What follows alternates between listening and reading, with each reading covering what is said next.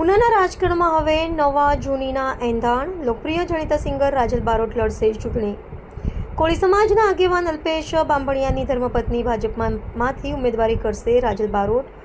ઉના બેઠક પરથી લડશે ચૂંટણી. લોકપ્રિય સિંગર હવે રાજકીય મેદાનમાં આવતા યુવાનોમાં ઉત્સાહ જોવા મળી રહ્યો છે.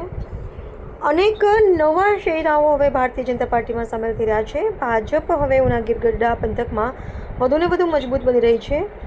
ઉના નગરપાલિકાના ભાજપના ઉમેદવાર 4 વોર્ડ નંબર 1માં શિવાની બાંભણિયાને ભાજપની ટિકિટ મળી.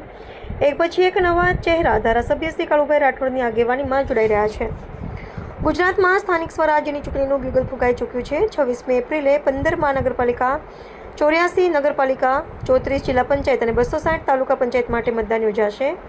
28મી એપ્રિલે મતગણતરી હાથ ધરાશે. હાલમાં ત્રણેય પક્ષો ભાજપ, કોંગ્રેસ અને આમ આદમી પાર્ટી પોતાના ઉમેદવારોના નામ જાહેર કરી રહી છે.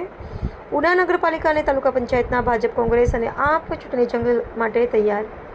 Editor in chief, Diu mirror news, Jayantikumar Chauhan. નમસ્તે મિત્રો, હું છું ચાંદની પરમાર.